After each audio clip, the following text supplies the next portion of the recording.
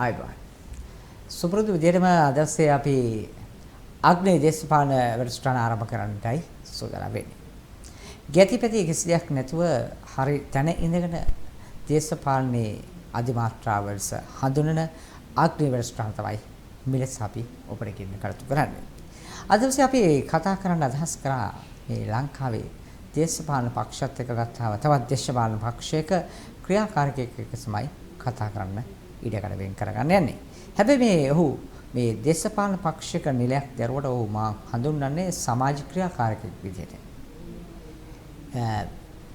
දීසින් නායවාරික ගෙවන්නන්ගේ සංගමෙහි කැඳවුම්කරු වශයෙන් ඔහු කටයුතු කරනවා. ඒ වගේම සමස්ත ලංකා සංචාරක සේවා සපයන්නන්ගේ සංගමේ උප ලේකම්වරයා වශයෙන් කටයුතු කරන අතරදී සිංහල රාජ්‍ය පක්ෂයේ විදේශ කටයුතු ලේකම්වරයා වශයෙන් තමයි ඔහු මේ දේශපාලන කටයුතුවලදී මේ ආකාරයට අපිට දැක ගන්නට අවස්ථාව ලැබෙන්නේ. ඒ නිසා මම අදහස් කරා සංජය මහවත්තත් එක්ක අද දවසේ මේ වැඩසටහන මේ ආකාරයෙන් ආරම්භ කරන්න. මම ආයිබෝන් කියලා ඔබ පිළිගන්නවා. ආයිබෝන් රෝහිත. මම කොතනින්ද පටන් ගන්නේ? හැබැයි හැමෝටම පොදු වුණු මේ වැඩසටහනට ආපුවාම හැම කෙනෙකුටම මම ඉදිරිපත් කරන ප්‍රශ්න මාලාවක් තියෙනවා සංජය. ඒ ප්‍රශ්න මාලාව පිළිවෙලින් ඔබට ඉදිරිපත් කරලා ඒ තුල වචන ටිකක් අරගෙන පොඩි එකඟතාවයක් අරගෙන මම වැඩසටහන ආරම්භ කරන්නයි අදහස. මම කැමති ඔබේ සම්පූර්ණ නම දැනගන්න. මම සංජය මහවත්ත. ඉගෙනගත්ත පාසල සහ අධ්‍යාපන මට්ටම. මම රත්නපුර සීවලී මධ්‍ය විද්‍යාලයෙන් තමයි ඉගෙනුම ලැබුවේ. උසස් පෙළ දක්වා හදාරා ඊට පස්සේ ඉංජිනේරු අංශයෙන් විදුලි ඉංජිනේරු අංශයෙන් උසස් ඩිප්ලෝමාවක් ලබා ගත්තා. ඒක තමයි මට තියෙන අධ්‍යාපන සුදුසුකම. ඔබ සංජය මහවත්ත කියන කෙනා සමාජයට හඳුන්වලා දෙන්න කියලා කිව්වොත් ඔබ කොයි විදිහට සංජයව හඳුන්වන්නේ? ඇත්තටම මම හිතන්නේ මම වඩා හොඳ මානව හිතවාදියෙක් සහ මානව ක්‍රියාකාරිකයෙක්. අර අපි කියන්නේ සෝෂල් ඇක්ටිවිස්ට්ස් කියලා. අන්න ඒ විදිහට නිතරම ජනතාවගේ ප්‍රශ්න දිහා බලන, ජනතාවගේ ප්‍රශ්න වෙනුවෙන් මැදිහත් වෙන, ඒ සඳහා හිතේ කැක්කුමක් තියෙන සහ රටට ආදරය කරන පුද්ගලයෙක් විදිහට හඳුන්වන්න පුළුවන්. හොඳයි. ඊළඟට මම අදහස් කරනවා ඔබෙන් දැනගන්න ඔබ මේ කටයුතු වල දේශපාලන කටයුතු සමාජ කටයුතු වල එන්න පෙර ආතුව ඔබ රැකියාවක් කරාද? ඒ රැකියාව මොකක්ද? මම වසර ගණනාවක්ම විදේශගත වෙලා හිටියා. මම උසස් අධ්‍යාපනයේ උසස් ඩිප්ලෝමාවක් තියෙනවා විදුලි සංදේශ ඉංජිනේරු වෘත්තිය සම්බන්ධයෙන්. අවුරුදු 6ක පමණ කාලයක් මම නොයෙකුත් රටවල් වලට මම සේවය ලබා දුන්නා. ඒ රටවල් වල සේවය කරද්දිත් ලංකාවේ තියෙන දේශපාලනික තත්ත්වය ගැන කිසියම් කැක්කුමක් මගේ හිතට ඇති වුණා. මෙහෙම වසර ගණනාවක් මම වැඩ කර ඉන්න අතරතුර මගේ විදේශීය හිතමිතුරෙක් මාර්ගයෙන් විදේශීය කණ්ඩායමක් ලංකාවේ ව්‍යාපෘතියක් සඳහා පැමිණියා. නැත්නම් මම ලංකාවට එන්න බලාපොරොත්තුවක් තිබුණේ නැහැ ඇත්තටම. ඒ ව්‍යාපෘතිය හරහා මා නැවත වතාවක් වසර 3කට පෙර ආතුව ලංකාවට පැමිණ ආපහු මේ මාතෘභූමියේ ජීවත් වෙන්න පටන් ගත්ත සහ මාතෘභූමියට නැවත වතාවක් සේවය කරන්න පටන් ගත්තා. සංජය, එයි ඔබ දේශපාලනයට එන්නේ? හොඳ ප්‍රශ්නයක් රෝහිත ඔයා ඇහුවේ. ඇයි ඔබ දේශපාලනයට එන්න කියලා කිව්වොත් බොහෝ දෙනෙක් දෙන උත්තරය තමයි මගේ පියා දේශපාලනය කළා. ඒ පිය උරුමය මට ගෙනියන්න ඕනි. මට ජනතාවට සේවය කරන්න ඕනි. ඒකින්ද මම දේශපාලනයට ආවා කියනවා. තව සමහර උත්තර දෙනවා මේ ඇමතිතුමා ගාව, മന്ത്രിතුමා ගාව මම කාලයක් වැඩ කළා. එතකොට මම හිතන්නේ සමහර වෙලාවට එතුමා ගාව රියදුරු විදිහට, එතුමාගේ පුද්ගලික කාර්යාල සහායක විදිහට ඉඳලා ප්‍රාදේශීය සභාවට ඇවිල්ලා එහෙම දේශපාලනයට පිවිසිච්ච අය ඉන්නවා. හැබැයි මම දේශපාලනයට ආවේ මේ කිසිම විදිහකින් නෙවෙයි. මම දේශපාලනයට එන්න මුදල් වියදම් කළා නෑ. මුදලක් වියදම් කරන්නේ නැතුව, පිය උරුමයකින් නැතුව, ඒ වගේම ප්‍රධාන පක්ෂයක දේශපාලඥයෙක්ගේ අතකොළුවක් වෙන්නේ නැතුව තමයි දේශපාලනයට ආවේ. හැබැයි ඒ දේශපාලනයට එන්න අඩිතාලම හම්බුනේ මේ මානව හිතවාදීත්වය, මිනිසුන් වෙනුවෙන් උදව් කිරීම සහ අසාධාරණයට එරෙහිව ගෙන යන හඬ තමයි මගේ දේශපාලන වේදිකාවේ ආරම්භය වෙන්නේ. හොඳයි. දේශපාලනයට එන්න ඔහොම අදහස් කරනකොට පක්ෂයක් ඔබ තෝරා ගන්නවා. ඇයි ඔබ මේ පක්ෂයම තෝරා ගන්නට හේතුව දේශපාලනය කරන්න? අනිවාර්යයෙන්ම අද ප්‍රධාන දේශපාලන පක්ෂ කිසිවකක රෙදි ඇඳගෙන වාඩි වෙන්න බැරි තත්ත්වයක් තමයි උදා වෙලා තියෙන්නේ. මේ වසර 70ක පමණ කාලයක සිටම මේ ජනතාව රවටන එක තමයි මේ ප්‍රධාන දේශපාලන පක්ෂ වලින් කරලා තියෙන්නේ. එන්න රටේ ණයබර වර්ධනය වුණා මිසක් අඩු වෙලා නැහැ. රට අගාධකයටපත් වෙලා තියෙනවා. ඉතින් මට ප්‍රධාන දේශපාලන පක්ෂයක වාඩි වෙන්න තරම් ආත්ම ශක්තියක් නැහැ රෝහිත. ඒකින්ද තමයි මම අලුත් බලවේගයක් එක්ක එකතු වුණේ. මං හිතන්නේ රටට ආදරය කරන, රට වෙනුවෙන් වැඩ කරන පිරිසක් ඉන්න, ජාතික මතය දරන, ඒ වගේම ඉතා හොඳ හික්මීමක් සහිත කණ්ඩායමක් මුණ ගැහෙන්නේ මට මේ අවස්ථාවේදී. එතකොට ඒකම හේතුව සමහරට මහපක්ෂවල පොඩි උදවිට ඉඩකඩ අලුතෙන් ලැබෙන්නේ. හැබැයි අලුතෙන් පටන් ගත්ත ඒ වගේම රික්තකයක් තියෙන පුරප්පාඩුවක් තියෙන තැනක තැනක් ගන්න ලේසි. ඒකද කාරණාව. ඔබ කියන කතාව සම්පූර්ණයෙන් වැරදි. මානව හිතවාදියෙක් විදිහට මම ඉස්මතු වෙන්න පටන් ගත්ත අවස්ථාවවල සියලුම ප්‍රධාන පක්ෂවල නායකයෝ කොටින්ම කිව්වොත් හිටපු ජනාධිපතිතුමා පවා මගෙත් එක්ක අදහස් හුමාරු කරගත්තා. මම තාමත් එතුමත් එක්ක මගේ අදහස් හුමාරු කරනවා. හැබැයි මේ ප්‍රධාන දේශපාලන පක්ෂවලට සම්බන්ධ වෙන්න මට ඕනිකමක් තිබ්බේ නැහැ. එහෙම යනවා නම් එහෙම මට මීට වඩා හොඳ දේශපාලන පක්ෂයකට ගිහිල්ලා මට හොඳට වාඩි වෙලා නිරන්තරයෙන්ම යම්කිසි තත්වයකට යන්න ඉඩ තියෙනවා. හැබැයි මගේ මීට වඩා හොඳ කියලා අදහස් කරේ මොකද්ද ඔබතුමා? ඒ කියන්නේ මේ පක්ෂේ තව මොනවාර පක්ෂයක් තියෙනවද? ඇත්තටම කියනවා නම් අද තියෙන්නේ ඩීල් දේශපාලනය. මම ඒ දේශපාලනයට කැමති නෑ. මම දේශපාලනය කළා කිව්වහම මගේ ගමේ ඉන්න හිත මිත්‍රයෝ අහනවා. ඒගොල්ලෝ මට ඇවිල්ලා කියනවා එහෙනම් ගම වෙනුවෙන් වැඩක් කරමු. මේ අපේ ප්‍රජාශාලාවේ තියෙන ටකරන් ටික දාගන්න ඕනේ. ඒ වගේ මට කියලා තියෙනවා. මම ඔය ටකරන් දේශපාලනයට ආව නෙමෙයි. එහෙමනම් ඒ දේශපාලනේ මට ප්‍රාදේශීය නායකයෙක් විදිහට මට කරන්න අවස්ථාව තිබෙනවා. මම මේ වගේ තැනකට ඇවිල්ලා ජාතික මට්ටමට එන්න අවශ්‍යතාවයක් නැහැ. ඒ විදිහ දේශපාලනයක් මම බලාපොරොත්තු වෙනවා නම්. හොඳයි. මම කැමතියි ඔබේ ආගම හා ජාතිය ගැන දැනගන්න. මම සිංහල නිසා තමයි මම සිංහල රාවයට සම්බන්ධ වුණේ. ඒ වගේම මම ඊ타මත්ම හොඳ බෞද්ධ ආගමිකයෙක්. හැබැයි අන්‍ය ආගම් වලට ගරු කරනවා. අන්‍ය ආගම් වල දර්ශනය මම අත්දැකලා තියෙනවා. ඒ පිළිබඳව මම තාමත් හදාරනවා. කොටින්ම කිව්වොත් මේ සියලු දේවල් කැටි කරගත්ත ශ්‍රී ලාංකිකයෙක්.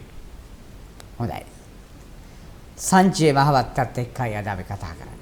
ඔව් සිංහල රාවය පක්ෂයේ විදේශ කටයුතු ලේකම්වරයා වශයෙන් කටයුතු කරනවා. ඒ වගේම සමස්ත ලංකා ලීසින් ණයවාරකයන් ගෙවන්නන්ගේ සංගමයේ කැඳවුම්කරු වශයෙන් ක්‍රියාකාරකෙක් වශයෙන් කටයුතු කරනවා. ඒ වගේම සමස්ත ලංකා සංචාරක සේවා සපයන්නන්ගේ සංගමයේ උපලේකම්වරයා වශයෙන් කටයුතු කරනවා. මේ හැම දෙයකම ක්‍රියාකාරීව සමාජ සේවකයෙක් වශයෙන් ඉන්න කෙනෙක් එක්ක තමයි අද අපි කතා බහ කරන්න සූදානම් වෙන්නේ අග්නි දේශපාලන වැඩසටහනේ. හැබැයි සංජය මෙතනින් එහාට ඔබ කතා කරන හැම දෙයකම සත්‍ය තොරතුරු ඉදිරිපත් කිරීම ඔබ සතු කාර්යයක්. ඒ වගේම වැරදි තොරතුරු සමාජගත කරන්නට කටයුතු කරන්නට එපා කියලා ඉල්ලීමක් කරනවා. ඒ වගේම මේ වැඩසටහනේ සියලුම මෙතනින් එහාට කතා කරන හැම කටයුත්තකම වගකීම ඔබ බාර ගන්නවා කියලා මට ප්‍රකාශ කළ යුතුයි. අනිවාර්යයෙන්ම රෝහිත. මගෙන් පිට වෙන සෑම වචනයකම වගකීම මම බාර ගන්නවා සහ මගේ හෘද සාක්ෂියට එකඟතාවයක් තියෙන දේවල් තමයි මම ප්‍රකාශ කරන්නේ. මම වෙනුවෙන් පෙනී සිටින මම උදව් කරන ජනතාව වෙනුවෙන් තමයි මම අද මේ කතා කරන්නේ. නැතහොත් මගේ මේ පුද්ගලික ප්‍රයෝජනයක්වත් මගේ පුද්ගලික වාසියක් තකාවත් කතා කරන්නේ නැහැ. ඒකින්ද මම නැවත වතාවක් කියනවා මම ඉතාමත්ම හොඳින් හෘද සාක්ෂියට එකඟවයි අද දවසේ කතා කරන්නේ. හොඳයි. පටන් ගන්නම් මෙහෙම. සිංහල රාවය කියන්නේ ඇත්තටම මොකද්ද? පක්ෂේ අරමුණ සහ හරය. ඔව්. ආරම්භයේදීම ඉතාමත්ම හොඳ ප්‍රශ්නයක් තමයි ඔබතුමා මගෙන් ඇහුවේ. මම හිතන්නේ යුද්ධය දිනුවට පස්සේ මේ ජාතීන් අතර සංහිඳියාව ඇති කරන්න රජය මගින් එවකට පැවති රජය මගින් නොයෙකුත් වැඩපිළිවෙළවල් අරගෙන ගියා. ඒ වැඩපිළිවෙළ අතරේ ભેද බින්නව පැවති මේ ජාතීන් අතර සමගිය ඇති කිරීම තමයි මේ ප්‍රධානතම ජාතික වැඩපිළිවෙලේ ප්‍රධානතම අපේක්ෂාව උනේ. එතකොට සිංහල, දෙමළ, මුස්ලිම් කියන ජනතාව සහ අනිකුත් සෙසු ජාතීන් එකතු කර ගැනීමම තමයි මේ කටයුත්තේ මූලිකම දේ. මේ විදිහට කටයුතු කරගෙන යනකොට ක්‍රමක්‍රමයෙන් ඉස්සරහට යනකොට ඒ වෙලාවේ යුද්ධයට කලින් තිබ්බේ සියලුම ජාතික මතවාද සහ ජාතික සංවිධාන විසිරුවා හැරියා. ඒ විසිරුවා හැරලා එවකට පැවති රජය කිව්වා හරි. දැන් අපේ මේ ප්‍රධාන කඩයිම අපි පැනලා ඉවරයි. මේ වෙලාවේ යුද්ධයක් දිනලා තියෙන්නේ. දැන් අපි රටේ සංවර්ධනය වෙනුවෙන් කටයුතු කරමු කියලා. හැබැයි ඒ දේත් එක්ක මට හිතෙනවා අපේ වසර 2500ක තිබ්බේ මේ අනන්‍යතාවය, අපේ සංස්කෘතිය, ඒ වගේම මේ සිංහල ජාතිය, මේ රටේ මුල් පදිංචිකරු වෙන්නේ සිංහල ජාතිය. එතකොට අපි අනිත් ආගම් වලට සහ අනිත් ජාතීන්ට ගරු කරමින් මේ රටේ ජීවත් විය යුතුයි. ඒ වගේම අනිත් ජාතීන් සහ අනිත් රටවැසියන්ද සිංහල ජාතිය ප්‍රධානත්වයේ ලාගෙන ඊට අනුකූල සංස්කෘතියක ජීවත් විය යුතුයි. ඉතින් මේ අරමුණ පෙරදරි කරගෙන තමයි මේ සිංහල රාවය බිහි වෙන්නේ. මේ සිංහල රාවය බිහි කරන්න කවුද මුල් වෙන්නේ? ඇත්තටම අපේ මතවාද අතරින් ජාතික මතවාදයේ ඉදිරියෙන්ම හිටියේ සෝම හාමුදුරුවෝ. අපි සෝම හාමුදුරුවන්ගේ ඒ ජාතික මතවාදයත් එක්ක හොඳටම පෑහෙන කණ්ඩායමක්. ඒ විතරක් නෙමෙයි ජාතික මතවාදයේ නොයෙකුත් පිරිස් හිටියා. ජාතික මතවාදයේ බව පවසමින් පාර්ලිමේන්තු ගියා. එතකොට නොයෙකුත් රට පාලනය කරන තැන්වල ඉන්නවා. ඉතින් ඒ ජාතික මතවාදයේම එක්තරා නොවිකිනෙන සහ පියෝ, ඒ කියන්නේ අපි ඇවිල්ලා ජාතික මතවාදයත් එක්ක රටට ජාතියට වැඩ කරන, ඒ වගේම තව කෙනෙක්ගේ ඕනෑකම් වලට ඕනෑ එපාකම් වලට විකිනෙන්නේ නැති, තව කෙනෙක්ගේ බලල්ලතක් වෙන්නේ නැති කණ්ඩායමක් තමයි සිංහල රාවය කියලා කියන්නේ. දැන් සිංහල රාවයේ පාර්ලිමේන්තු මන්ත්‍රීවරයෙක් පහුගිය කාලේ හිටියා. ඔව්. ඒ අපේ ගරු ස්වාමින් වහන්සේ අක්මීමන දයාරතන ස්වාමින් වහන්සේ. අපේ පක්ෂයේ සභාපති විදිහට වැඩ කරන්නේ අපේ ගරු ස්වාමින් වහන්සේ. ඉතින් ඇත්තටම මම ස්වාමින් වහන්සේට දහස් වාරයක් ගරු කරනවා. මේ වෙන විට මේ රට බේරගන්න ඉන්න එකම නායකයා, රටට වැඩක් කරන්න පුළුවන් නායකයා සහ මම දැකපු හොඳම දේ තමයි විකිනෙන්නේ නැති නායකයෙක්. ඒ කියන්නේ කාටවත් සල්ලි දීලා කෙනෙක්ගේ පුද්ගලික ඕනෑ එපාකම් ඉෂ්ට කරගන්න අපේ ස්වාමින් වහන්සේව පාවිච්චි කරන්න බෑ කියන මතේ මම ඉන්නවා සහ මම ඉතා තදින් විශ්වාස කරනවා. නෑ මම අහන්නේ සංජය, ඒක තමයි කාරණාව. මම උන්වහන්සේත් එක්ක එක වැඩසටහනක් කරනවා. ඒතර උන්වහන්සේ මේ කතා කරනවා. උන්වහන්සේ සමහර තැන්වල දේවල් පෙන්වන්නලා දුන්නට පස්සේ අවසානයේ වැරදිකරුවා බවට උන්වහන්සේපත් වෙනවා. ඉතින් උන්වහන්සේ අහනවා මේ රටේ මේකද නීතිය? ඇයි බෞද්ධ අපට අපි මේවා පෙන්වලා දුන්නා? ඇයි පාලකයෝ අපට මෙහෙම කරන්න කියලා හරි දුකින් කතා කරා. ඒ මොකද රෝහිත? ඒ තමයි මේ හිත ඇතුලේ තියෙන කැකෑරුම් සහිත ලේ මේ රට ජාතිය වෙනුවෙන් කතා කරන ඕනිම කෙනෙක්ට අන්තිමට අත් වෙලා තියෙන ඉරණම දන්නවද? ඔයා හිතන්න මේ ලෝක දේශපාලනයේත් ඒ දේවල් නිරන්තරයෙන් ඒ විදිහටම සිද්ධ වෙලා තියෙනවා. ඉතින් අපිට හිතන්න බෑ මේක මේ ලංකාවේ විතරක් වෙනස් වෙයි කියලා. යම්කිසි කොටින්ම දේශපාලනය කියන්නේ සත්වයක්. ඒ සත්වයාගේ දේශපාලනය වෙනුවෙන් පෙනී සිටීමම යම්කිසි කණ්ඩායමක උරණ වෙන්න හේතුවක් බවට පත් වෙනවා. ඉතින් අපේ ස්වාමින් වහන්සේටත් ඒ දේම තමයි අත් වෙලා තියෙන්නේ. හැබැයි කිසියම් දවසක, මතු දවසක අපේ මේ රටේ ඉන්න සියලු දෙනාම විශ්වාස කරાવી අපි අරගෙන යන්නේ ඊටමත්ම හොඳ හෘද සාක්ෂියට එකඟව දේශ හිතේශී ව්‍යාපාරයක් කියන එක. සංජය මම මෙහෙම අහන්නම්කෝ. ඔය විදිහට හැමෝටම ඔබ ආරාධනා කරලා අපේ පක්ෂය මෙහෙමයි, අපි හැම දෙනාගෙනම දන්නවා, හැම දෙනාගෙනම අපි මැද ඉඳලා කතා කරනවා කියලා කිව්වට ඔබේ පක්ෂයට දේශපාලන අරමුණක් එක්කම මේ පොඩි පක්ෂග්‍රාහී භාවයක් තියෙනවනේ. ඒක තමයි සිංහල ජාතිය ගැන වැඩිපුර කතා කරන්නේ, බුද්ධ ආගම ගැන තමයි වැඩියෙන් උනන්දු වෙන්නේ. ඉතින් එහෙම ඒ පිරිස වෙනුවෙන් විතරක් පෙනී සිටිනවා කියලා සමහර ඔබේ පක්ෂය චෝදනා කරනවා. ඇත්තටම සම්පූර්ණ වැරදි මතයක් ඒක රෝහිත. අපේ පක්ෂය තුල අපේ කාන්තා කටයුතු සම්බන්ධයෙන් අපි ලේකම්තුමිය විදිහට ඉන්නේ මුස්ලිම් ජාතික සහෝදරවරියෙක්. එතකොට අපේ තරුණ කටයුතු සම්බන්ධයෙන් ඉන්නේ ද්‍රවිඩ අපේ සහෝදරවරියෙක්. ඒ වගේම අපේ යාපනයේ පව අපේ ශාඛාවක් මේ මිනිමිටත් අපි වැඩ කටයුතු දේශපාලන වැඩ කටයුතු කරගෙන යනවා. එතකොට ඒ දේශපාලනයේ අම්පාරෙත් අපි කරනවා. එතනින් එහාට ගියහම ওই මුස්ලිම් ප්‍රදේශවල පවා කටයුතු කරනවා. මුස්ලිම් ද්‍රවිඩ එතකොට වෙනත් ආගම්වල බොහෝ පිරිසක් අපිත් එක්ක මේ සිංහල රාවය වටා එකතු වෙනවා. අපේ මතවාදය තමයි සිංහල ජාතිය ප්‍රධාන ජාතිය වශයෙන් පිළි අරගෙන සෙසු ජාතීන්ට ඒ ජාතීන්ට අවශ්‍ය තැන ලබා දෙමින් ඉදිරියට කටයුතු කිරීම තමයි අපේ මූලික අරමුණ වන්නේ. ඉතින් සංජය මෙහෙමයි මේ සිංහල ජාතිය මහා ජාතිය ගැටලුවක් නැහැ. ඒතර සිංහල ජාතියත් එක්ක මහා ජාතියත් එක්ක සුළු ජාතීන් එකතු වෙලා ඉන්නවා. ඔව්. එතකොට මේ වර්ගීකරණය කරන්නේ ඔබලානේ. මේ දැන් මහා ජාතියට වැඩියෙන් තැන දෙන්න ඕන, සුළු ජාතීන්ට සමගියෙන් ඉන්න දෙන්න ඕන කියලා. ඉතින් මේ මම හිතන්නේ මේ ගැටුම හදලා තියෙන ඔබලමනේ. නෑ. ඔබ එහෙම කිව්වොත් සම්පූර්ණයෙන් වැරදි.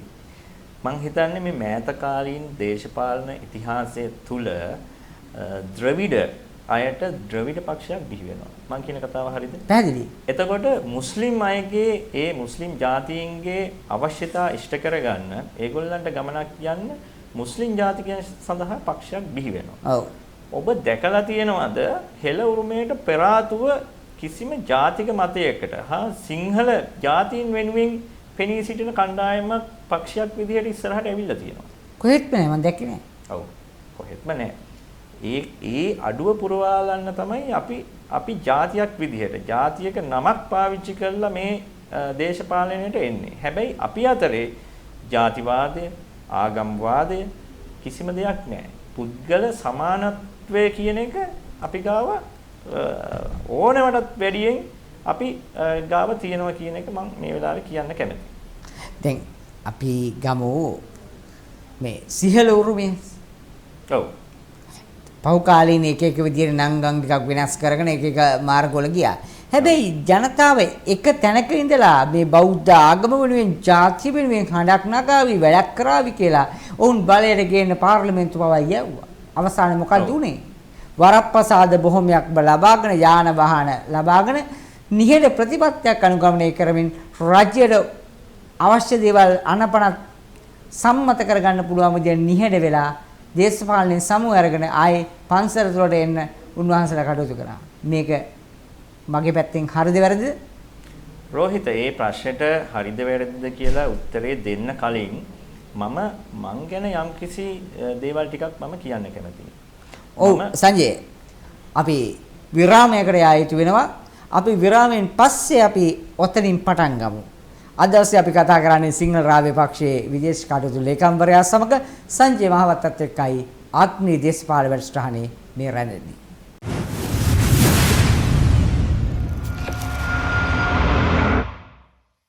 සුපුරුදු විදියටම ජලිවම ආත්මීය දේශපාලන වැඩසටහනේ අද සිංහල රාව්‍ය පක්ෂයේ විදේශ කටයුතු ලේකම්වරයා ඒ වගේම සමස්ත ලංකා මේ ලීසින් ණයවාරිකයන් ගෙවන්නන්ගේ සංගමේ කැඳවුම්කරු ඒ විතරක් නෙවෙයි සමස්ත ලංකා සංචාරක සේවා සපයන්නන්ගේ සංගමේ උපලේකම්වරයා වශයෙන් කටයුතු කරන සංජය මහවත්තත් එක්කයි යලි අපි කතා කරන්නේ.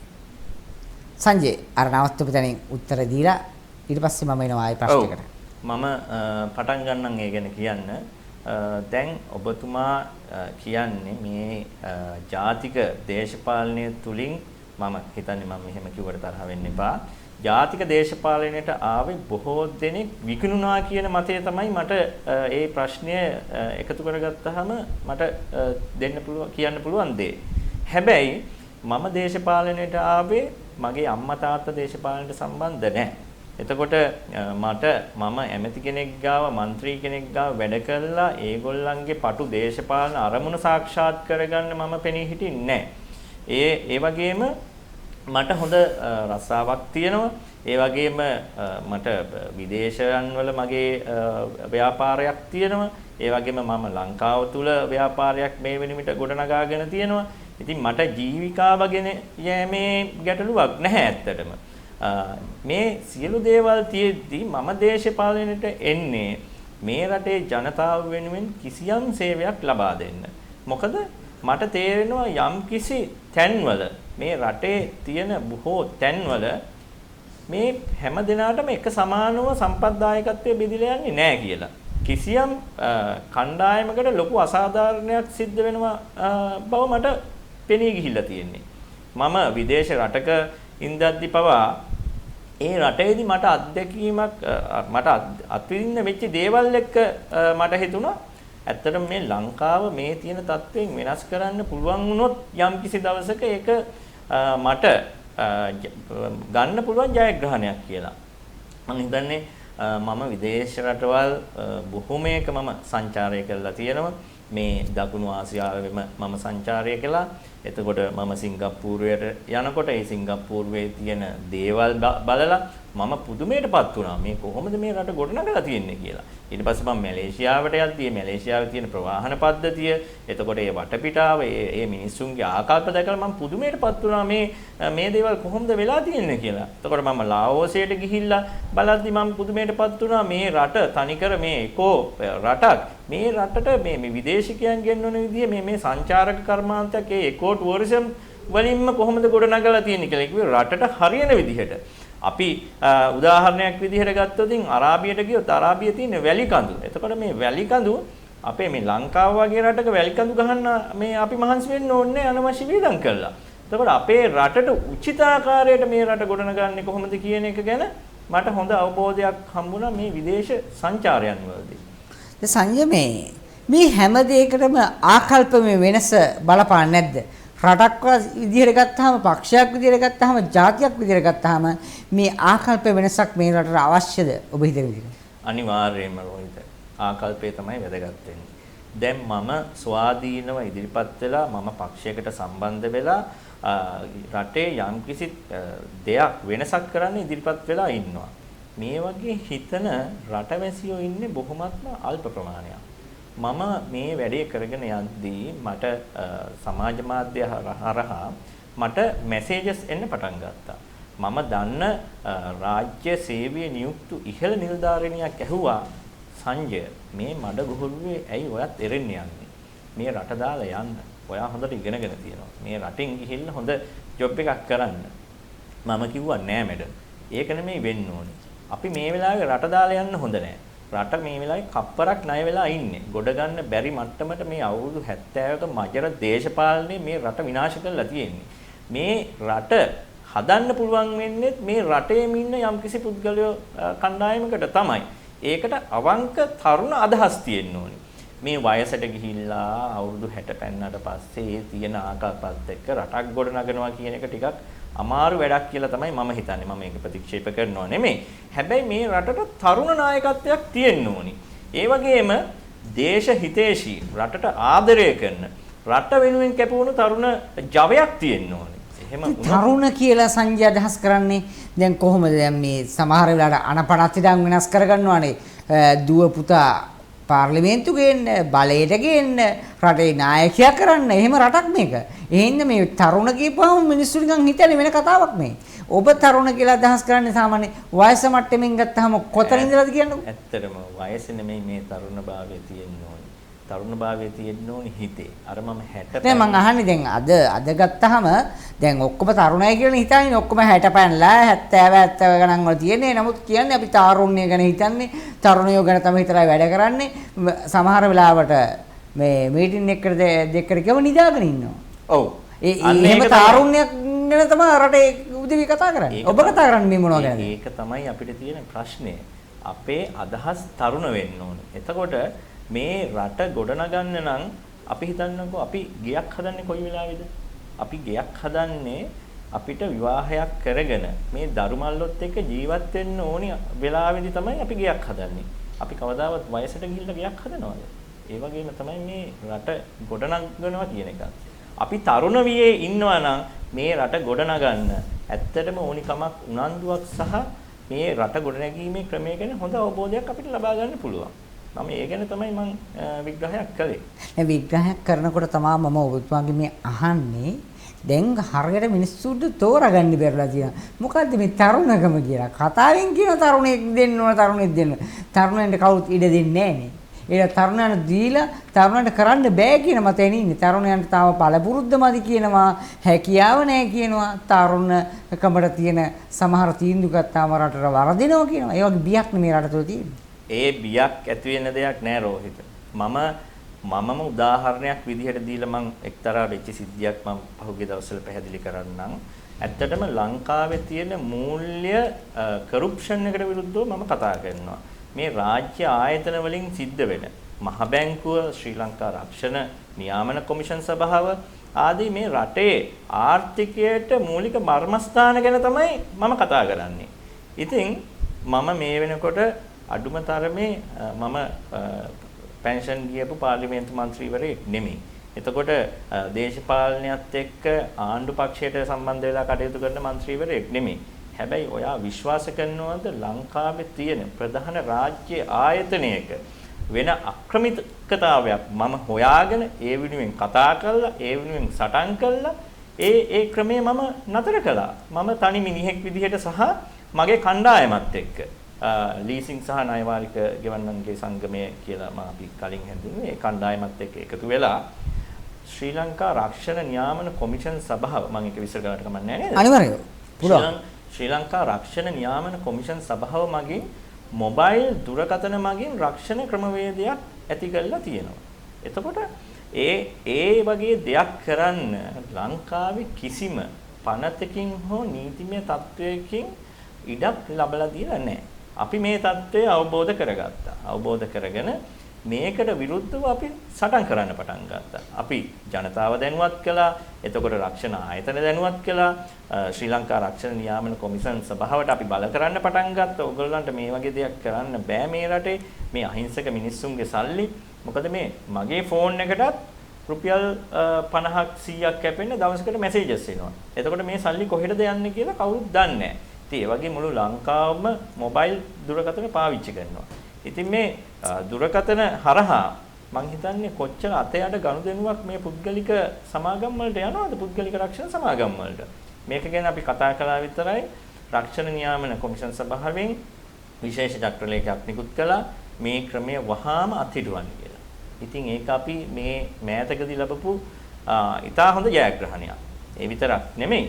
අපි මහ බැංකු වංචාව ගැන කතා කරනවා. එතකොට මේ මහ බැංකු අධිපතිතුමාගේ යම්කිසි ක්‍රියාකලාපයන් අපි විවේචනය කරනවා. අපි වැරදි දේවල් තමයි නිරන්තරයෙන් විවේචනය කරන්නේ.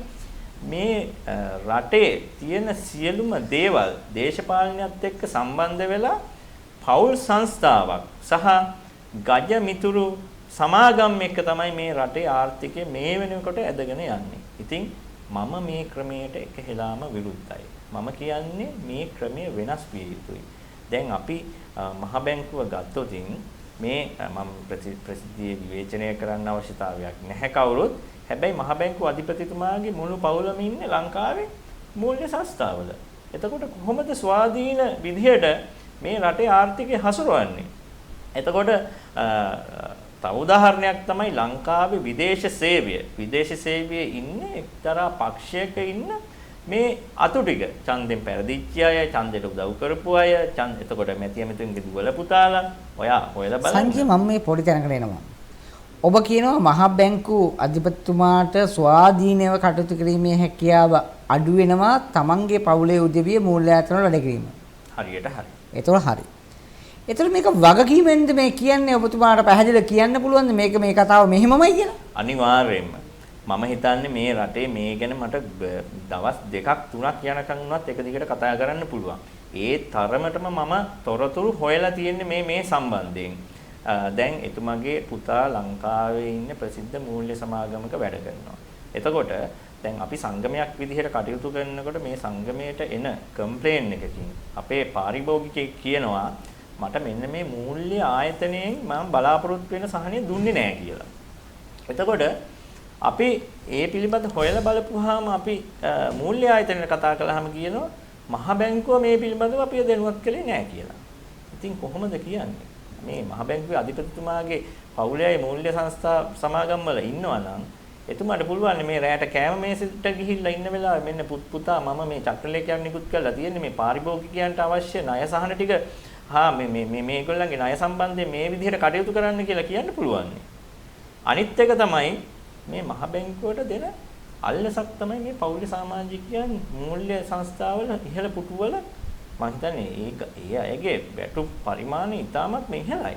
මේ රටේ ඉන්න සාමාන්‍ය රාජ්‍ය සේවකයෙක්ගේ වැටුප් පරිමාණය වගේ 20 30 ගුණයක් ඉහළ වැටුප් පරිමාණ තමයි මේගොල්ලන්ට ලබා දෙන්නේ. මට නිකන් එක වෙලාවකට සැකයක් ඇති වෙනවා මේක මේ මූල්‍ය ආයතන මේ රටේ ආර්ථිකය නටවන්න ගහන ප්ලෑන් එකක්ද කියලා. ඔති එහෙම හිතන අවස්ථා තියෙනවා. අනිවාර්යයෙන්. දැන් සංජය මෙතනින් එහාට මම කතා කරන්න බලාපොරොත්තු වෙනවා මේ ලීසින් ණය වාරික ගෙවන්නන් සම්බන්ධව ඔබ මැදිහත් වෙලා තියෙන කටයුතු පිළිබඳව අපි දෙවනි විරාමය ලබා ගන්න පෙර ආතුව අපි මේ කතා කරන්න අපිට පුළුවන් වෙයි කියලා අපි උත්සාහ කරමු. ඔව් කතා කරමු. මම අහන්නේ මේ ඇත්තටම දැන් ලීසින් සමාගම් තමන්ගේ පාරිභෝගිකයන්ට සහන දෙන කතන්දරේ රජයේ එහෙම තීන්දුව ගත්තාට අපිට එහෙම කරන්න බෑ. අපි කොහොමද ආයතන පවත්වාන යන්නේ? ඒ හින්දා ඔබේ වාරිකයේ මේ දිනේට ගෙවන්න ඕන නැත්නම් අපි ඔකට මේ වගේ පියවර ගන්නම කියලා තාම දුරකථන ඇමතුම් දෙනවනේ. තාම දුරකථන ඇමතුම් දෙනවා. ඒකට ප්‍රධාන හේතුව වෙලා තියෙන්නේ මේ මහ බැංකුව මගින් නිකුත් කරන විවිධාකාර චක්‍රලේඛ. එතකොට මේ චක්‍රලේඛ හරියට කියවලා බැලුවතින් දැන් මේ අන්තිම වතාවට සැප්තැම්බර් මාසේ 6 වෙනිදා නිකුත් කරපු චක්‍රලේඛයේ තියෙන්නේ අදාළ මූල්‍ය ආයතනය සහ පාරිභෝගිකයා සාකච්ඡා කර මේ සඳහා තීරණයක් ගත යුතුයි කියලා. එතකොට මහ බැංකුවේ මුකුත් වෙලා නැහැනේ. ඇයි මහ බැංකුවක්? මහ බැංකුවට හරිනම් කෙලින්ම කියන්න පුළුවන්කම තියෙන්න ඕනි. මෙන්න මේ පොලිය මෙන්න මේ වාරිකය සඳහා මෙන්න මේ ණය මුදල සඳහා මෙන්න මේක තමයි පොලිය කියන එක. හැබැයි මහ බැංකුවේ මේ තාක් කියලා තියනවද? නැහැ. ඒගොල්ලෝ කියනවා ලීසින් වාරික සඳහා පොලිය 5.5 සිට 11.6 දක්වා අරගෙන යන්න කියලා. එතකොට මූල්‍ය ආයතනයට පුළුවන් 5.5ක් ගන්නත් පුළුවන් 11.6ක් අය කරන්නත් පුළුවන්. හැබැයි කිසිම දවසක ඔය 5.5 හෝ 6.7 කියන පොලි අනුපාත වලට කිසිම මූල්‍ය ආයතනයක් ගිහිල්ලා නැහැ. මේ ලංකාවේ වෙලා තියෙන්නේ ලංකාවේ ආර්ථිකය. මම මේ හොඳ උදාහරණයකින් පටන් ගන්නම්. පහුගිය කාර්තුවේ LMD වාර්තාවට අනුව ලංකාවේ තියෙන හොඳම කම්පැනි ටික නම් කරලා තියෙනවා. අනේ මම නාන් ටික කියෙව්වා.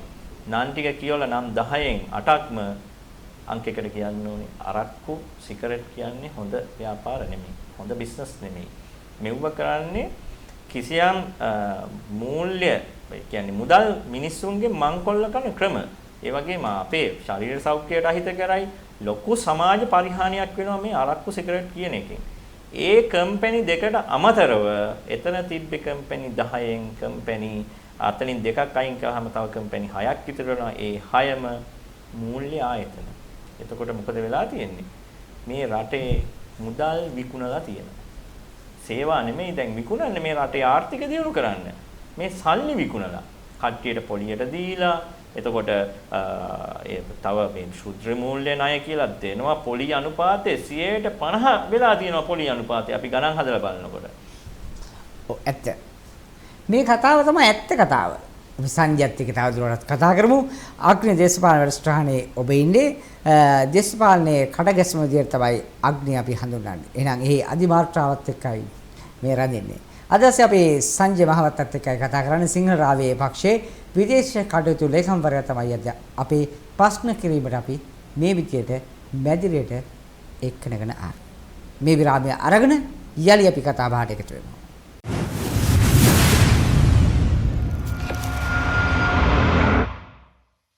යලි මම අග්නි දේශපාලන වැඩසටහනේ සිංහල රාවයේ පක්ෂයේ විදේශ කටයුතු ලේකම්වරයා ඒ වගේම සමස්ත ලංකා ලීසින් ණය වාරික ගෙවන්නන්ගේ සංගමේ කැඳවුම්කරු සමස්ත ලංකා සංචාරක සේවා සපයන්නන්ගේ සංගමේ උපලේකම්වරයා වශයෙන් කටයුතු කරන සංජය මහවත්තයි අද අපේ ප්‍රශ්න කිරීමට අපි එකතු කරගත්තේ.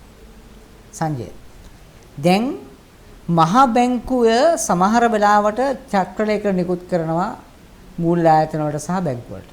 ඔව්. උදාහරණයක් මම කියන්නම්. පහුගිය කාලේ කියනවා මහ බැංකුව නිවේදන නිකුත් කරමින් කියනවා අසාදු ලේඛනේ ක්‍රෙබ් එකේ ඉන්න හිටියට කමක් නැහැ. ඔහුට ගණදුරු කරලා ණයක් ලබා ගන්න අවස්ථාව දෙන්න කියලා මහා බැංකුව චක්‍රලේඛනකින් දැනුම් දෙනවා. ඇත්තටම පාරිභෝගිකයාට ණයක් ගන්න යන කෙනාට බැංකුවට ගියාම ලැබෙන්නේ ඊට හාස්පස්සම වෙනක් උත්තරයක්.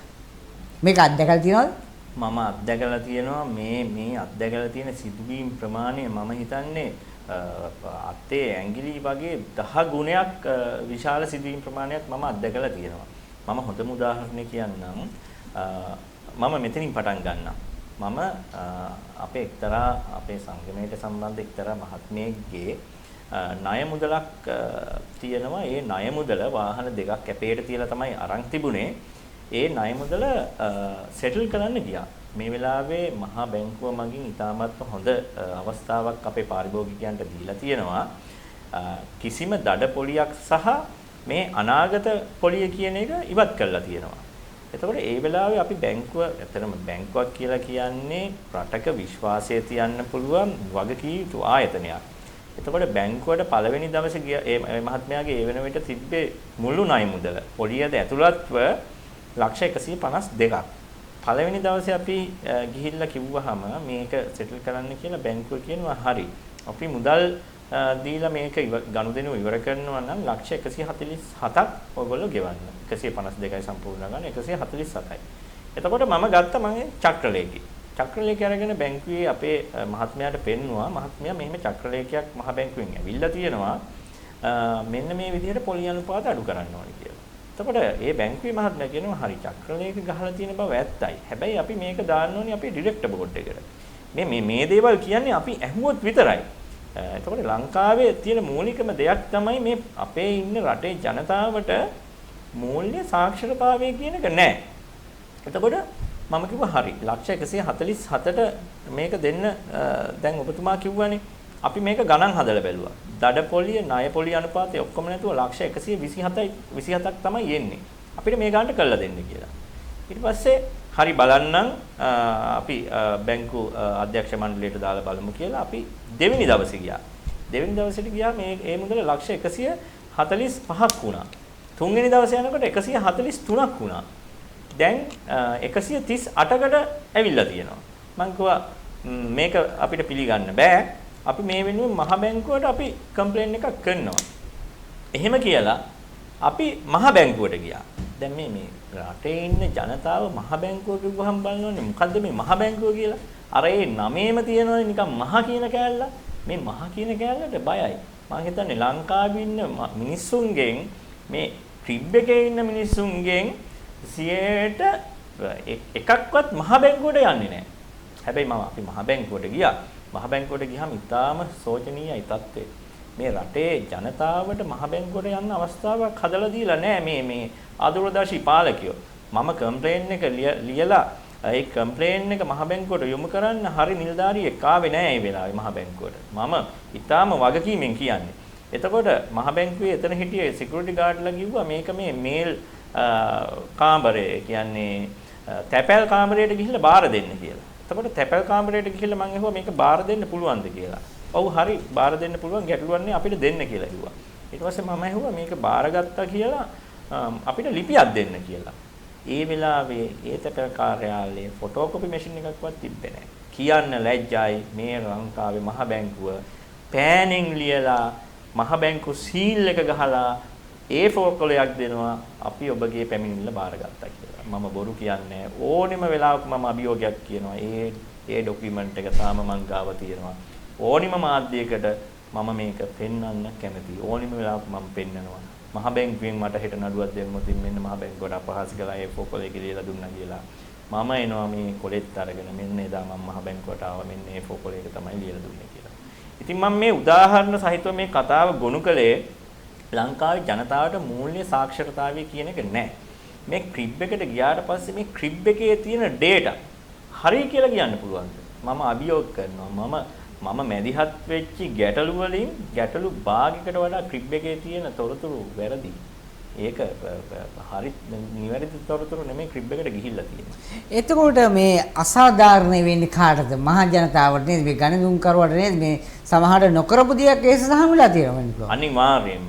ඉතින් මේ පැහැදිලි අසාධාරණයක් මේ රටේ තියෙනවා. මම කලින් කිව්වා වගේ ගජමිතුරු සමාගම් වලින්. දැන් ලංකාවට වෛද්‍ය උපකරණ ගෙන්නන්නේ කොහොමද? මේ ඇන්ටිජන් කිට් එක ගෙනාවේ කවුද? එතකොට ඒ තැන ඉඳලම මේ රට අපි හදන්න ඕනේ. අපි කෙනෙක්ගේ ඒකනේ මගේ මූලික ප්‍රතිපත්තිය තමයි මම කවදා හරි ඡන්දෙ ඉල්ලනවා නම් මම කාගෙන්වත් සල්ලි ගන්නෙ නැහැ. එහෙම මුදල් අරගෙන ඡන්ද ව්‍යාපාරයක් කළොත් එහෙම මට මේ මිනිස්යාගේ මුදල බලයටපත් වුණාට පස්සේ වක්‍රාකාරයෙන් ගෙවන්න වෙනවා.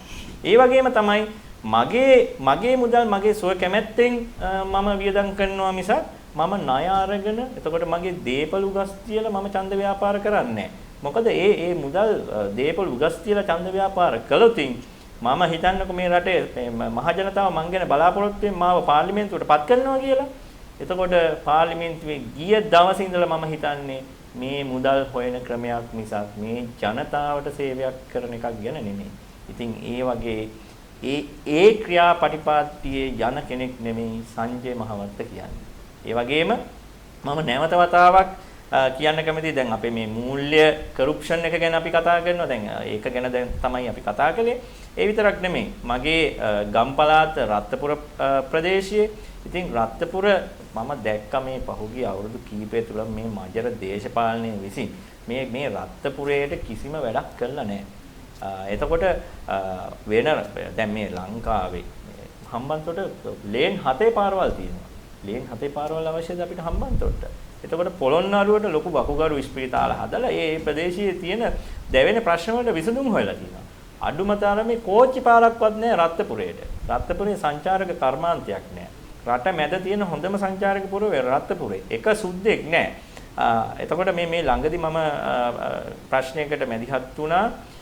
දැන් කෝච්චි පාරක් හදනවා රත්නපුරේට. ඒකට ගුරුවරයෙක් මූලිකත්වයේ අරගෙන ඒ ප්‍රදේශයේ ජනතාවත් එක්ක එකතු වෙලා කටයුතු කරනවා. ඉතින් කැලණිවැලි දුම්රිය මාර්ගය. මේ දුම්රිය මාර්ගයට මගේ කිසිම බැඳීමකින් තොරව මගේ එක හෙලා සහයෝගය මම පළ කරනවා. මේ දුම්රිය මාර්ගය ගැන මම කතා කරනවා. ඒ මොකද මට මේ ගම් පළාත රට දියුණු වෙනවත් එක්කම මේ අපේ ඉන්න ජනතාව මේ මූල්‍ය සාක්ෂරතාවයේ නැතිකමින් විඳින දුක, ඒ වගේම ඒ දුකේ මුදව ගන්නවත් එක්කම අපේ ගම් පළාත දියුණු කර ගැනීමේ වැඩපිළිවෙලකුත් මං ගාව තියෙනවා. සංජය මම මෙහෙම කතාවක් අහනවා. ඒ තමයි ඔබේ පක්ෂයේ යට ඉන්න කණ්ඩායමට මේ පක්ෂය තුළට ඇවිල්ලා පැහැදිලි හෙටක් බලාපොරොත්තු වෙන්න පුළුවන් වැඩපිළිවෙලක් ඔබේ පක්ෂය තුළ තියෙනවද? අනිවාර්යයෙන්ම. මම ඒක මෙහෙම පටන් ගන්නවා. දැන් කවුරු ඇවිල්ලා මොන දේශපාලඥය ඇවිල්ලා මෙතන කතා කළත් කියන්නේ අපි මේ රට සංවර්ධනය කරනවා. අපි මේ රට නව මාවතකට යොමු කරනවා. අවුරුදු 70ක් තිස්සේම මේ එකම බණ තමයි කිව්වේ. ඉතින් අපි කියන්නේ මේ රට තිරසාර සංවර්ධනය කරන්න ඕනේ. තිරසාර සංවර්ධනය කියන්නේ මේ අපේ රටේ ගමු අපි දේශීය වෙදකම, ඇතරම දේශීය වෙදකම ගොඩක් වෙලාවට මේ රට දියුණු කරන්න පාවිච්චි කරන්න පුළුවන්. විදේශ රටවලින් සංචාරකයන් ගෙනල්ලා මේ දේශීය වෛද්‍යවරු විදේශ රටවල් වලට යවලා මේ අපේ තියෙන මේ ක්‍රමවේද දෙන්න පුළුවන්. එතකොට මේ සුද්දා අඩුතරමේ සුද්දා වැසිකිළියකට ගියපු නැති කාලේ අපේ හෙළ ශිෂ්ටාචාරවල අපි වැසිකිළි පාවිච්චි කරපු බවට සාක්ෂි තියෙනවා. අපි පොන් හදලා තියෙනවා. එතකොට මේ සුද්දා අපේ රටට ඇවිල්ලා වෙනස් කරපු දේවල් බොහොමයක් තියෙනවා. එකක් තමයි සිංහලයා මෝඩයා කැවුම් කන්න සූරයා කියලා කතාවක් ගොඩනැගුවා. ඊට පස්සේ තව අනිත් කතාව තමයි මම ඒ කතාව මම හිතන්නේ දන්නවා. ඒක මම හිතන්නේ ගොඩක් දෙනෙක් දන්නවා. මේ අපේ රටේ මේ කැවුම් මේ ආහාර පාන දේශීය ආහාර පාන රටාව ඉතාමත්ම හොඳ මට්ටමක තමයි තිබ්බේ. මේ කැවුම් මල්ලක් අරගෙන දවස් 5ක් වුණත් වතුර විතරක් තිබ්බහම ඇති. මේ කැවුම් කකා ඉන්න පුළුවන්. ඒ තරමට අපේ දේශීය ආහාර රටාව ස්වයංපෝෂිත වෙලා තිබ්බා. එතකොට මේ ක්‍රමයක් එක්ක ගලාගෙන යද්දී වර්තමානයේ මොකද්ද වෙලා තියෙන්නේ? අපි කෘතිම පරිසර ඇති කරලා තියෙනවා. කෝටි ගණන් වියදම් කරලා වෙන රටවල් වලින් ණය අරගෙන අපේ මේ තියෙන අපේ ස්වභාව සෞන්දර්යත්වය මේ පැරඩයිස් එකේ කියන එක නැති කරගෙන තියෙනවා. ඒ වගේම තමයි විදේශ රටවල් වලින් මේ පරිප්පු කියන්නේ අපේ කෑමක්ද? නෑ. පරිප්පු කියන්නේ පිට රටවල් වලින් කියන කෑමක්. එතකොට ලංකාවේ සීනි මෙච්චර උග්ගස් මේ බිම දාන උග්ගස පවා පැලවෙන මේ ලංකාවේ සීනි ටික පිටරටින් ගේනවා. ඒ මොකද සීනි වලින් කොමිස් කුට්ටි එනවා. සීනි කිලෝ එකකින් 7-10 කොමිස් එක තිබ්බහම ඇති. මේ දේශපාලනඥයන්ගේ මජර සිස්ටම් එක තුල. එතකොට මේ හාල් ටික පිටරටවල් වලින් ගේනවා. අඩුතරමේ ඉදිකට්ට නූල් බෝලේ පවා වෙන රටවල් වලින් ගේන තත්ත්වයට තමයි මේ අපේ රටපත් වෙලා තියෙන්නේ. ඒ වගේම මහා පරිමාණ ව්‍යාපෘති කියලා අපේ රටේ ව්‍යාපෘති පටන් ගන්නවා අඬබෙර ගහලා අර මේ වරාය මේක මෙහෙමයි කියලා පටන් ගන්නවා. හැබැයි මේ ඔක්කොම කරන්නේ අපේ රටේ සල්ලි වලින් නෙමෙයි. අපි වෙන විදේශ රටකින් ගත්තේ ණය මත පදනම් වෙලා තමයි මේ වැඩේ කරන්නේ. හැබැයි අපි එන්න ණය වෙනවා. අපේ ඉන්න මගේ දරුවා ඊළඟ පරම්පරාව පවා රටේ ණයකාරයෝ බවට පත් වෙනවා. ඉතින් අපි මේ ක්‍රමයේ වෙනස් කරන්න ඕනේ. තිරසාර සංවර්ධනයකට යන්න ඕනේ. අපේ රටේ තියෙන දේවල් වලින් අපි උපරිම ප්‍රයෝජනෙ ගන්න ඕනේ. අපිට විදේශයෙන් යැපෙන්න තරම් අවශ්‍යතාවයක් නැහැ. මම අවුරුදු 5ක් මියන්මාරේ ජීවත් වුණා. එතකොට මේ මියන්මාරේ ජනතාවගේ තිබ්බේ හරි සරල ජීවන රටාවක්. ඒගොල්ලෝ සහලින් ස්වයංපෝෂිතයි. වෙන රටක කාටවත් බය නැහැ. විදේශ රටවල් වලට අත දාන්න දෙන්නේ නැහැ. මොකද විදේශ රටවල් වලට අත දාන්න තරම් මොකොත් අවස්ථා නැහැ. දැන් අපිට චීනය ඇවිල්ලා කිව්වොතින් එහෙම මේ දේ කරපල්ලා කියලා අපිට කරන්න වෙනවා. මොකද අපි ලොකු ණය බරකට හිර වෙලා තියෙන්නේ. ණය වාරිකේ මීළඟ ඔය ට්‍රිලියන ගානේ ණය වාරිකේ අපිට ගෙවා ගන්න බැරි වුණොත් අපිට කොළඹින් තව ඉඩමක් චීනයට දෙන්න වෙනවා. ඒක පැහැදිලි. දැන් ඒක දෙන්නේ ජනතාව රවට්ටලානේ. මෙන්න මේ දේ කරන්න මේ හොඳ සංවර්ධන කටයුත්තක් යනවා. ඒක හින්දා මේක අපි චීනයට බාර දෙනවා. අපේ දීර්ඝකාලීන හිතමිතුරා චීනේ. එහෙම කියලා. ලංකාවේ මොකද මිනිස්සු මේ ලංකාවේ ආණ්ඩුව ජපානෙන් ණය ආදාර ගන්න නැත්තේ? ජපානයේ කොමිස් කියන එක නෑ. ඉතා අඩු මුදලට දීලා හොඳ සංවර්ධන ව්‍යාපෘති කරනවා. හැබැයි ජපන් මිනිස්සු ජපන් කාර්යය කොමිස් දෙන්නේ නෑ. චීනෙයි කොමිස් පප්පලා. ඉතින් ඕනෙම ව්‍යාපෘතිය චීනය හරහා තමයි කරන්නේ. මම කියන්නේ මේ සියලුම ව්‍යාපෘති අපේ රටට වැඩදායී වන විදිහට අපේ රට කෘත්‍රිමව ආපහු හදන්න අවශ්‍යතාවයක් නැහැ. මේ තියෙන රටේ සම්පත් පාවිච්චි කරලා අපේ මේ වැව කියන ගමයි පන්සලයි වැවයි දාගබයි කියන්නේ ඉතා හොඳ සංකල්පයක්. ඉතින් ඒ සංකල්පය තමයි අපේ 2500ක ඉතිහාසෙ පුරා ඉඳලා තිබ්බේ. දැන් මොකද වෙලා තියෙන්නේ? මේ සුද්ධාවට පස්සේ වැව කියලා එකක් ඩික්ෂනරි එක තියෙනවා. මේ වැව කියන සංස්කෘතිය සම්පූර්ණයෙන්ම නැති කරලා තියෙන්නේ. ඉතින් ඒ විජාතික බලපෑම් වලට යටත් වෙලා තමයි මේ අපේ රට මේ වෙනකොට තියෙන්නේ.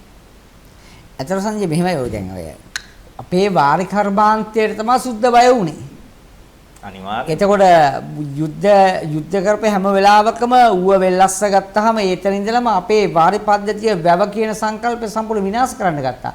රට ස්වයං පෝෂිත වුණේ කොයි විදියටද වැව මුල් කරගෙන ඒවා විනාශ කරලා තමයි වුන් පටන් ගත්තේ උන්ගේ කටයුතු සැලසුම් කරන්නේ. ඉතින් වැව විනාශ කළා විතරක් නෙමෙයි අපේ රටේ තිබ්බ අපිටම ආවේනික වෙච්ච සටන් ක්‍රමයක්. සුද්ධ නීතියක් දාලා මේ අංගම් පොර කියන සටන් ශිල්පය සම්පූර්ණයෙන් නැති කළා.